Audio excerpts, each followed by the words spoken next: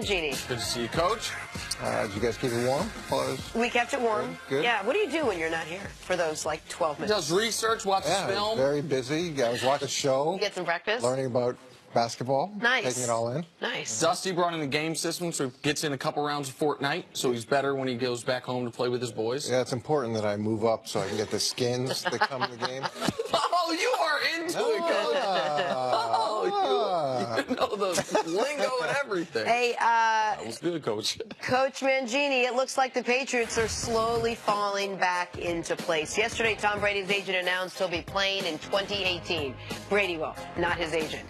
And then we found out that Rob Gronkowski is following suit. Gronk confirmed this on Instagram. He said, quote, "I met with Coach today and informed him I'll be back for the 2018 season with the Pats. I've been working out, staying in shape, and feel great. Looking forward to another championship run." And this was followed by a hashtag, which I'm told, Coach, is a lyric from rapper Juicy J and not an ode to resistance band training, which I thought it was. Bands. That makes it you bands dance. make 'em dance. Exactly. Yes. Whole 3-6 Mafia song. There you go. Wow. How important is it that the Patriots get Gronk back? It's incredibly important, and to me, it's important that this decision is clarified now. You really would have liked to clarify it a little while ago, but going into the draft, you got to know whether or not you're going to have that player, and for a couple of different reasons. You have to understand: are you going to have to go find his replacement? And then what type of cash are you going to have available if he leaves? What are the salary cap implications? You don't want to go into the draft with a bunch of question marks about your core guys.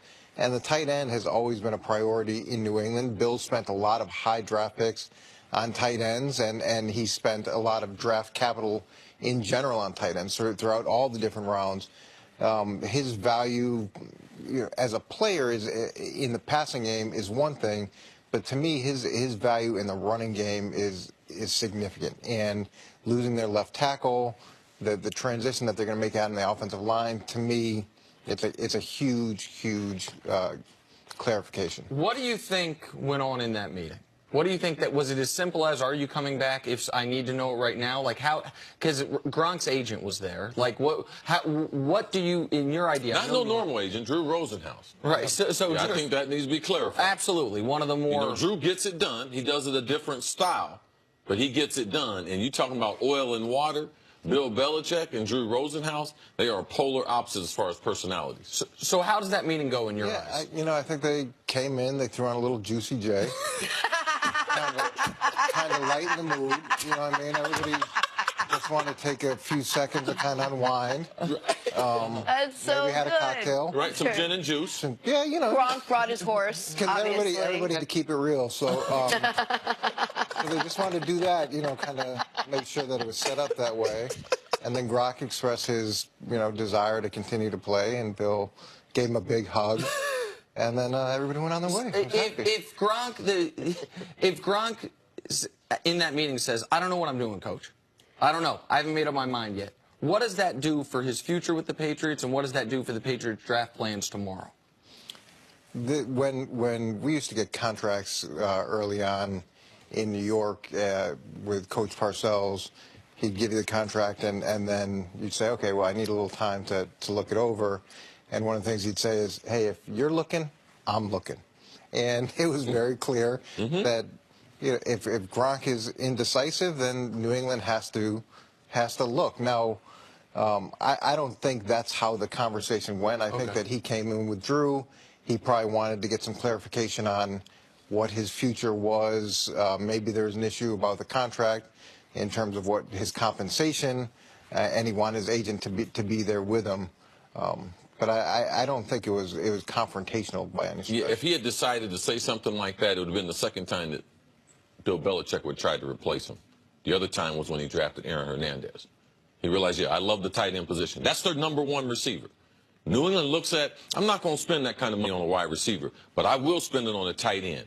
There is no greater mismatch in the passing game in pro football than you have with tight ends. That's why they drafted Hernandez with a high draft pick. That's why they drafted Gronk. But I believe Aaron was going to replace Gronk because he runs with the ball even better. His versatility, not a good end-of-line blocker like Gronk, so they were able to be different as football players. So they would have moved on. They have a plan of how they're going to attack people. They would have either looked in free agency and the draft, like they would move on. That's what they move on from any other player.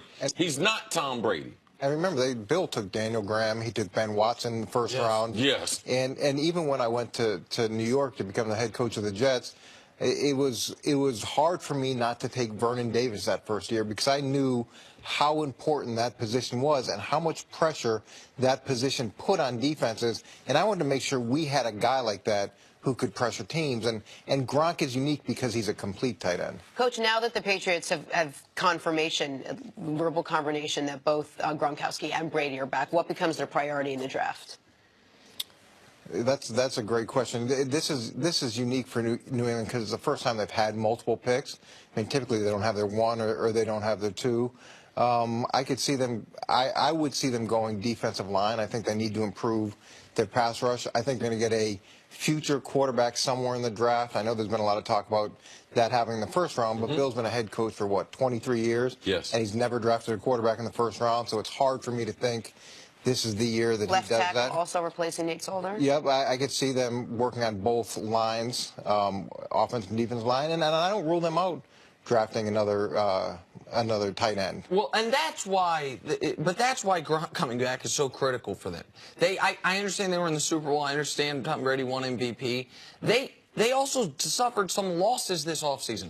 Brandon Cooks, maybe they didn't want to pay him $14 million a year or whatever he's going to get from Los Angeles, but he was their best receiver. They lost their left tackle. They lost Danny Amendola. They lost Dion Lewis. I understand they got a draft pick back for Brandon Cooks, and I understand they are going to be able to supplement this via the draft. But people are like, oh, they have 2 first-round picks, 2 second-round picks. Well, one of those second-round picks they got for their backup quarterback. They will probably use one of those picks on a backup quarterback, right? Like if they're going to use a high draft pick on a quarterback, we don't think it's going to be a first-rounder. Gronk has been, for almost a decade in this league, the best red zone threat in the NFL. First in yards, first in catches, first in touchdowns since his rookie season to right now. Also, just think back to last year. Their biggest regular season game against the Steelers when they're trailing late. What do? 3 straight plays to Rob Gronkowski in the Super Bowl. I know they lost. He had 9 catches for 150 yards and 2 touchdowns. Gronk, if he had come out of that meeting and said, Coach, you know what? I'm going to do this monster motocross. I'm going to do some acting. I'm going to do some wrestling. I'm not playing anymore. You can't replace that in the draft, but you have to at least attempt to. It would have been a devastating blow for them, even though they win a lot of games without Rob Gronkowski. Gronk is a special player. He's got a special mentality, and you have to commit a certain number of bodies to try to negate his overall physical strength, his ability to be able to run with the football, and his ability to be able to dominate and put an impact on the game. The reason why those numbers are that way is the relationship between him and Tom Brady. If Gronk is not there, Tom Brady's not as efficient, but it's the system that works for Gronk. It's just not his overall ability. New England in the red zone, they're the only team that lines up a tight end as a wide receiver. They run an audible system. If they have the matchup they like, he can run probably 3 different routes on the outside. If they don't have the matchup they like, they bring him back inside and decide to do something else. So in Gronk deciding to come back, this is the best place for him. All right? And the system that they run, it just enhances his ability. Yeah, and when you talk about the best place for him, I think that's true as well. And people look at discipline, and to me, discipline is something you do for someone, not something you do to someone. And a guy like Gronk, I imagine, benefits from the structured environment that you have in New England, the demanding environment that you have. Sometimes you need to be saved a little bit from yourself, and you need to be pushed in different ways than you would necessarily push yourself. So I think this is a great environment for him to continue to go into. It's my mantra. This show saves me from myself every single day. Well, we do our best. For 3 hours, I am saved, and it's thanks to you two right here. So thank you. It's God's work, Jenna Wolf. Is it God's work? It's God's work, absolutely. Someone's Takes like 5 villages. Coach, thanks so much for hanging out with us. We'll see you tomorrow.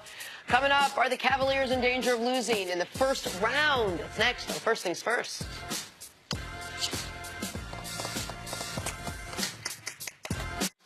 Delivery?